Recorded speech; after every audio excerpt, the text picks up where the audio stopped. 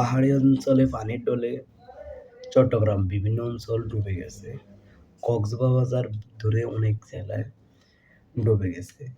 ২০২৪ সালে ফেনী, নোয়াখালী ডুবে গেছে। ২০২৫ সালেও কিছুটা হয়ে গেছে। এখন ২০২৬ এসে চট্টগ্রাম বিভিন্ন অঞ্চলে পানিবন্দী হয়েছে লক্ষ লক্ষ মানুষ। আমরা এসব খবর এখন রাখি না। আমরা এখন খবর রাখি হাসি ঠাট্টা নিয়ে। আমরা এখন খবর রাখি যে কখন আর্জেন্টিনা আর নরওয়ের খেলা হবে, কখন স্পেনের খেলা হবে, কখন জিম্বাবুয়ে বনাম বাংলাদেশ খেলা হবে। আর কেউ আছে নিয়ে হাসি ঠাট্টা নিয়ে। আমাদের চলছে যে আর কেউ আছে যে বন্যার্থীদের পাশে গিয়ে তাদের খোঁজ খবর নিচ্ছে। আমাদের দেশটাই এরকম যে স্বার্থের জন্য সবাই করতে পারে। স্বার্থ যখন শেষ হয়ে যায় তখন কেউ আর রাখে না খোঁজ। কথায় আছে স্বার্থ উদ্ধার হওয়া পর্যন্ত তোমার পাশে আছে, স্বার্থ শেষ তোমার পাশও ছেড়ে দিছে।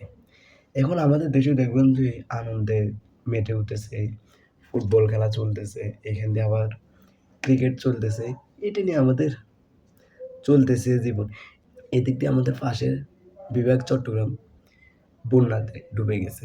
একটা ছবি দেখছিলাম, একটা গর্ভধারিণী মা ৯ মাস তার সন্তান পেটে বাঁচার জন্য গাছের উপরে বসে আছে। উদ্ধার কার্যক্রম চালায়, তাকে উদ্ধার করছে কিনা জানি না, কিন্তু ছবিটা দেখা গেছে।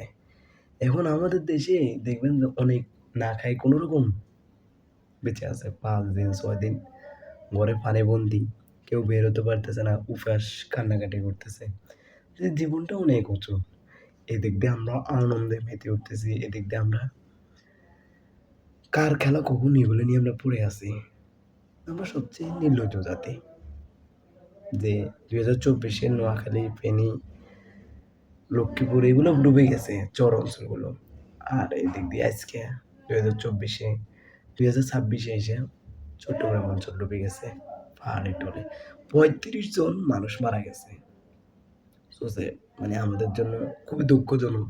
মানে আমার মনে হয় আরও আছে যেগুলো ওই আবার সিলেটেও বন্যা হয়ে ২০২৪-এ অনেক মানুষ মারা গেছে। এখন ২০২৬ এসে আমাদের এই জিনিস দেখতে হইতেছে। এইগুলা আর কত আমাদের দেখতে হবে জানি না। এই দেখবেন যে অজানা এখনো কত পরিবার আছে পাহাড়ের ঢলে, পাহাড়ে মাটি পড়ে অনেক মানুষ মারা গেছে এখানে। তো মহান আল্লাহ তাআলা তাদেরকে বেহেশত নসিব করুক। আমরা মানুষের প্রতি মানুষ সহায়তা হই। মানবতা কাজগুলো, মানবতা ফিরিয়ে ওগুলো আমাদের চট্টগ্রাম ভাইদের পাশে দাঁড়ান, তাদের খোঁজ খবর নেন। বলার কিছু নেই।